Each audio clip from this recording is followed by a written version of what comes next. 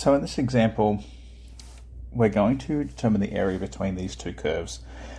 And before we can do that, we need to work out where these curves intersect. Now, where they intersect is essentially where f of x is equal to g of x. Now, g of x is x plus 2, and f of x is x plus 2 to take x. So, where is x plus 2 to take x equal to x plus 2? So that says f of x equals g of x. Now, looking at this visually, it looks like it's going to be somewhere here in the negatives and somewhere here in the positives. Now, when we integrate this, because what we're going to do is what we said before, we're going to do the integral of f of x take g of x, and we're going to do it between a and b. It's just a at this point is what we're calling m, and our b at this point is what we're calling p. So really, we're actually integrating between a and b is just us integrating between m and p. So we just got to work out where these points are, which is why we have to work out where is f of x equal to g of x. Now, I'm going to expand these brackets out, and we're going to crab claw that. So x times 2, x times negative x, 2 times 2, and 2 times negative x is equal to x plus 2. And I'm just going to tidy this up a little bit. Negative x squared plus 0x, so plus 4, equals x plus 2.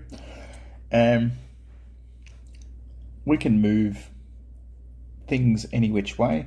I'm going to choose to move all of this across to the right.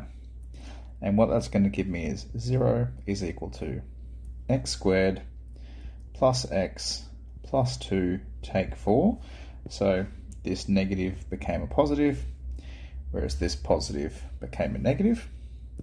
And that's going to simplify nicely to be x squared plus x take 2. So then, classic multiply to give, add to give, where what two numbers can I multiply to give negative 2 that will add to give positive 1? Well, that must be x take 1 and x plus 2. Now, what does that mean? Well, that means that these points are going to intersect when x take 1 equals 0, or x is 1, and where x plus 2 equals 0, or x is equal to negative 2. And what we have is those are the exact looking locations that we have up here. That's going to be our 1, so that's going to be what p is equal to. And we'll make the other one yellow. So our negative value is going to be an m, and that's going to be that bit there. Now, of course, I'm not intersecting at any point between these curves, so if I'm not intersecting between these, I don't have to worry about flipping any bounds or anything crazy like that.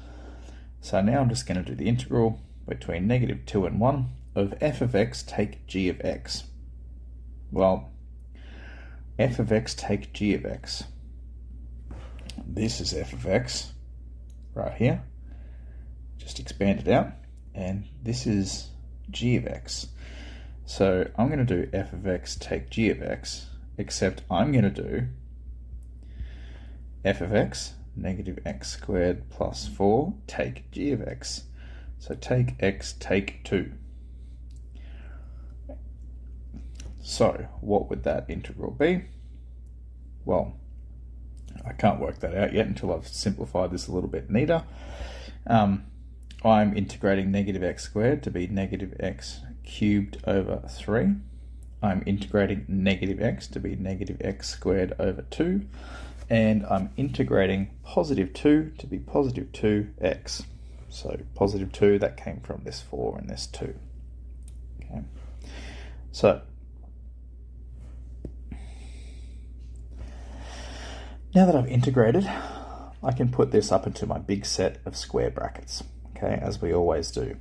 So negative x cubed over 3 minus x squared over 2 plus 2x between negative 2 and 1. So what we're going to have is negative of negative 2 cubed. Oops, sorry, picked the wrong number first. Negative of 1 cubed over 3 minus 1 squared over 2 plus 2 times 1. So that's my first set. Minus negative of negative 2 cubed over 3. Let's pull this across. Minus negative 2 squared over 2 plus 2 times minus 2. Now, I'll be honest, there's a lot of negatives in here and they're probably going to throw us off.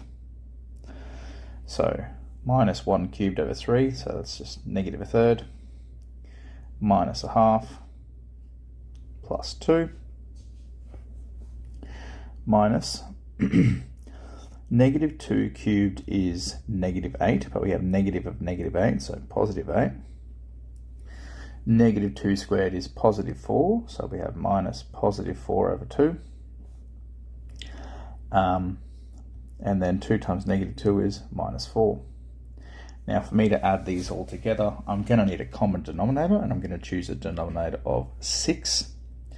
So 2 over 6 minus 3 over 6 plus 12 over 6 minus 16 over 6 minus 12 over 6, take 24 over 6. So a lot of work converting those all to the same common denominator. So then I've got minus 2 sixths minus 3 sixths is minus 5 sixths plus 12 sixths, so positive 7 sixths minus 16, take 12 is 4 sixths, take 24 sixths, so that should be 20 sixths. Now, that should leave me with a grand total of negative 13 over 6. Of course, we could put this as a decimal if we really felt like it and it required it, and we could have negative 2.16 recurring as my area. If it says leave it as exact values, we're going to leave it as that fraction right there.